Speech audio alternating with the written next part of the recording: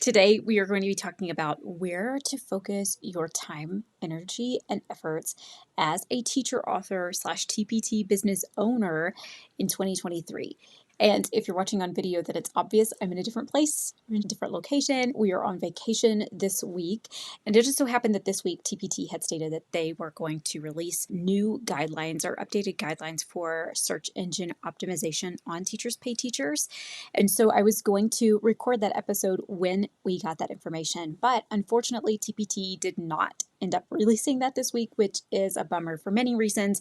Of course, they had a lot of things going on with the town hall, and they needed to address site security and things like that in light of recent happenings. So it's understandable that maybe they didn't have time or didn't want to open the search engine can of worms this week on top of everything else that was going on. So what we're going to be talking about this week is a little bit different from what I promised you last week, but I promise you that as soon as TPT releases those updated guidelines, that I will share that with you guys.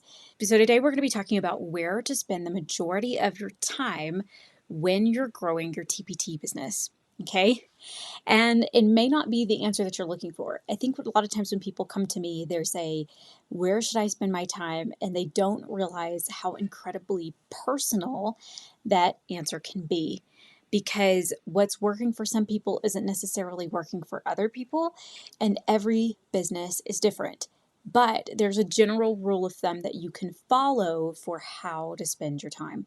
When we're looking at growing our business, our Teachers Pay Teachers business, our teacher author business, or really any business in general, I want to start with this. What is working for me and what is not working for me?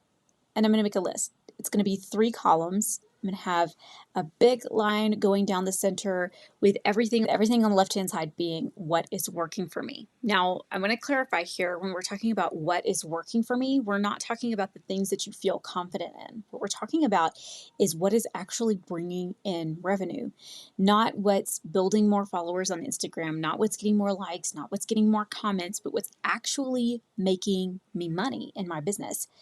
And so I'm going to write down a list of those things, whether those are tasks or items that I'm seeing help increase revenue, or whether it's product creation or things that are directly causing me to earn more money in my business, then that's what I'm going to be writing in that left-hand column. And I'll give you some examples of that here in a second. Over on the right-hand column, I'm going to split it up into 2. So I'm going to kind of cut it in half. So I'll actually have 2 halves or 2 sections for what's not working for me.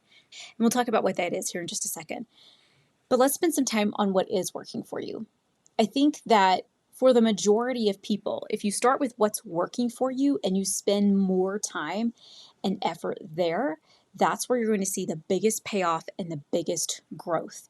Whereas if I spend more time on the things that aren't working for me, which is often what we're tempted to do, right? Because we're going, okay, I've got this down over here. I know what I'm doing over here. This is working. So now let's concentrate all of our efforts on this thing that's not working, right? Maybe that's social media marketing. Maybe it's email marketing. Maybe it's Pinterest, whatever that is. And I spend all of my time on the things, or I spend a lot of my time on the things that aren't working. I'm kind of taking a risk because it could be that it really pays off, that I spend more time on the things that aren't working and I see an increase in revenue. I see a lot of growth inside of my business because I'm able to take something that's not working and turn it into something that is. So there's always that opportunity. So there's always that chance, but there's also the risk of not getting that good ROI that I want, that good solid return on my investment. So we want to start by looking at the things that are working. Now, for most people, this is going to be something like product creation, creating more resources and adding more resources into your store. This could also be going in and updating older resources, updating covers, updating previews, updating product descriptions, or updating your search engine optimization. Those are the kind of things that also can really help to bring in revenue. It can also be saying like, okay, email marketing is working for me, so I'm going to invest more of my time, energy, money into growing my email list because I know that this is working for me. This could also be social media marketing or Pinterest, whatever is working for you. If we really sit down and take a look at what's working for us, if I spend more time growing that area of my business, then I'm going to get, or I should get, a really solid return on my investment and really see the growth that I want to see. So everything in that left-hand column that's working for you, that's where you should spend 80% of your time. And I'm not just saying guesstimate it. I'm saying seriously sit down and figure out how much time do you have to spend on tasks each week or each month, and allot 80% of that time to go towards those items that are working for you. And this really helps by separating these two things out, by writing them down on a piece of paper, putting them in two different columns. It really helps for me to see, okay, is it reasonable for me to spend an hour on social media marketing and an hour on email marketing if email marketing is the thing that is bringing in more revenue? Does it make sense to spend the same amount of time on two things that are not yielding the same result, right? So I really have to start looking at that in my business. I also have to think about, is it reasonable for me to spend 2 hours creating pins on Pinterest and pinning them, and the same amount of time, 2 hours creating products, if I know that that 2 hours of product creation is actually going to bring in more revenue, but the Pinterest is just something that I've been told that I need to be doing. So I really want to balance that out. I want to give more time to the things that are giving me more, and I want to give less time to the things that are giving me less. So let's talk about those two columns over on the right-hand side. In that first column at the top, that's where I'm going to put all of the things that are not working for my business, okay? From that list, I can only spend 20% of my time that I have to work on my business on items inside of that list, which means that some things are going to have to go, right? Some things are going to have to go. I'm going to have to cross things off the list. From that section of items, from that list of items that's not yielding a good return on my investment currently, I need to ask myself a couple of questions. Number one, do I enjoy it? Do I even like it? Am I doing it because it's something that somebody told me that I should be doing, but I hate it and I dread doing it? And just because you dread doing something doesn't mean you shouldn't do it in your business. After all, work is work, but it is worth considering. If I have to choose where I'm going to spend my time, and I only have a very limited amount of time to work on those items that are not currently working for me, not currently bringing me a return on my investment, then I really do need to ask myself, which one of these am I going to dread the most, right? And so some of those items I can just go ahead and cross off. The other thing I need to ask myself is, which items have shown the most potential? So maybe you're on social media and there have been times when you've seen results and then times when you haven't, right? You've got peaks and valleys. So maybe it's hit or miss, but you have had hits.